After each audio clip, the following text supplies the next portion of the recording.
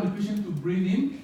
As the patient is breathing out, during the expiratory phase, I oppose my finger with a fold of skin at the midline so that it will be frictionless for my hand to move as the chest wall is moving out.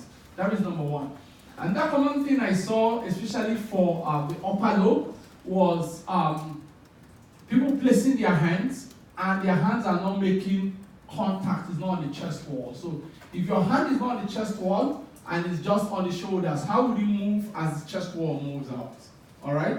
So you should know what you're assessing, because the assessment is the distance between my two fingers from the midline, whether they are equal or whether one is moving farther than the other. That is what is my outcome measure I'm using to know whether the movement is symmetrical bilaterally.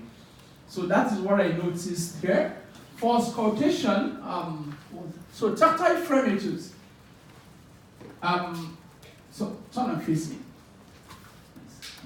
Tactile fremitus, auscultation. After tactile fremitus, what was the question? Voice sounds, okay. So for tactile trachea position, so our focus is on the position of the trachea between the two clavicles, sternoclavicular joints. All right. So this is my landmark, and I'm checking for the position of the trachea. So some people like pressing and checking the trachea up here. If the trachea is deviated, you're not going to see it at the mouth. So the position we are checking is close to the sternoclavicular joint, all right? And I'm checking the position of the trachea within that, whether it's midline. The auscultation, I think a lot of people were doing it fine. Just make sure you're not too much in the midline. This is the sternum, this is not the lungs. You should be around the mid-clavicular joint, a mid-clavicular line that we showed you. And make sure you listen to at least one full breath.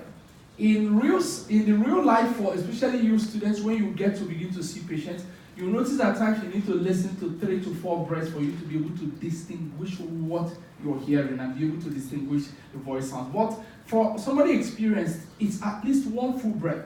If you're placing your stethoscope and the patient is breathing out and breathing in, and the cycle is out of phase, you cannot interpret the breath cycle. So you're not getting any information from that assessment. So one full breath from full inspiration to full expiration. And I notice some people too going down this way, it's a ladder-like pattern. You're comparing symmetric points across the chest wall. Voice sounds. We all should know what voice sound is right now. Theoretically, voice sounds involves the 3 of them, and you see that on my on the script that I gave you. So except it's very specific, you have to assess the voice sound. What other tasks did we have? Tactile fremitus. Tactile fremitus. So I think a lot of people were a bit fine on tactile fremitus minus those 2 that were just more on the sternum rather than being on the chest wall. And then you have to use your hand contact. So I'm going to stop it here. I know there are a lot of individual questions, but I really encourage you. I'm going to put up that task list. I encourage you to practice as much as you